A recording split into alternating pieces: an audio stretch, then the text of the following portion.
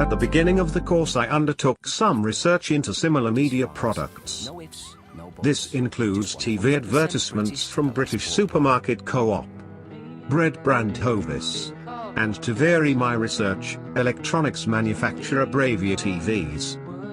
For my first ancillary task I analysed television sponsorship sequences from Maiden Leeds TV.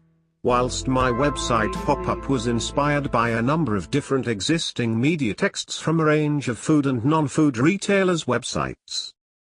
Examples of these include style models from M&S Food Hall and similarly Co-op. The research I conducted before the planning stages allowed me to develop an understanding of the wider concept of advertising. The style models mentioned above also allowed me to gather different conventions and elements used in certain advertising models, which I then used in my own production. In some cases, common forms and conventions found have been challenged in my own work, such as the use of branding and my ending sequence, which will be discussed later. The use of similar businesses to Royd Deli, such as ethical supermarket Co-op and luxury retailer M&S Food Hall, meant that the style models that have influenced my own work use forms and conventions to promote themselves and their products in a similar way to my own, emphasizing high quality through the use of slow-moving camera movements and distinctive color schemes, among other features.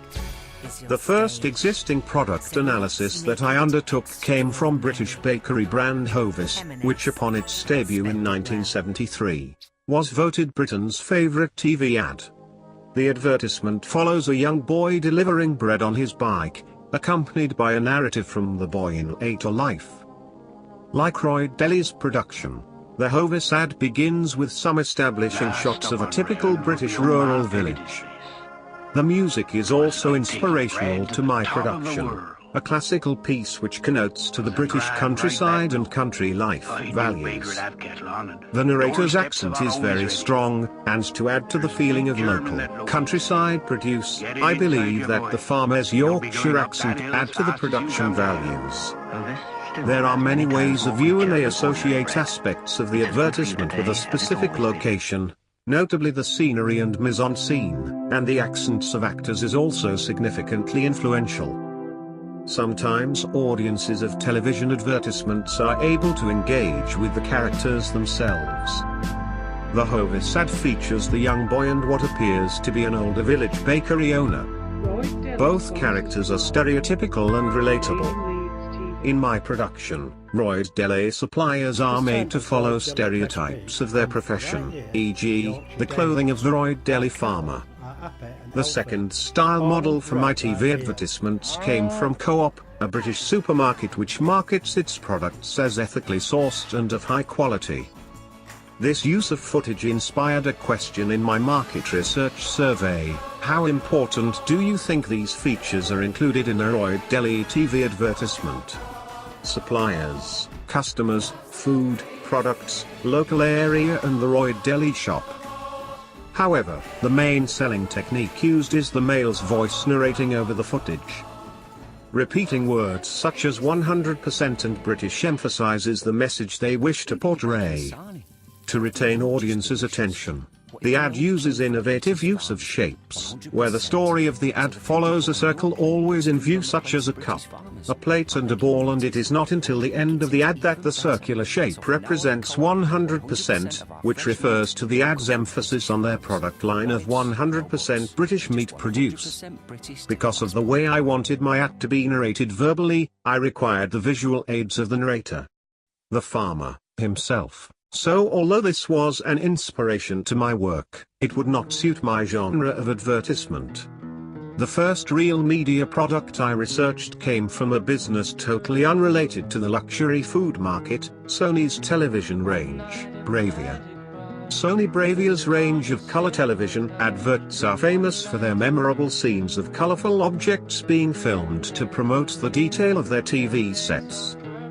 The advertisements are a prime example of soft-selling techniques to promote a story, scene or lifestyle associated with the product or service.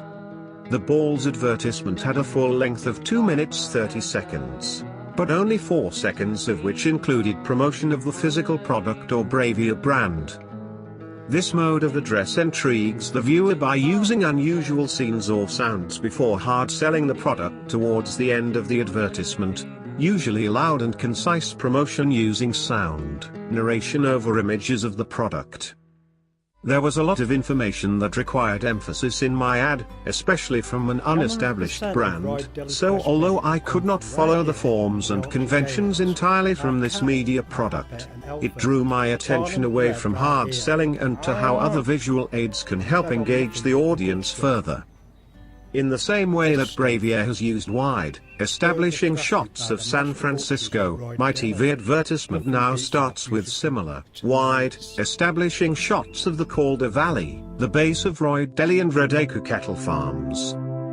The challenging of forms and conventions comes in the way that my TV advertisement emphasizes the Royd Deli brand at both the beginning and ending of the advertisement.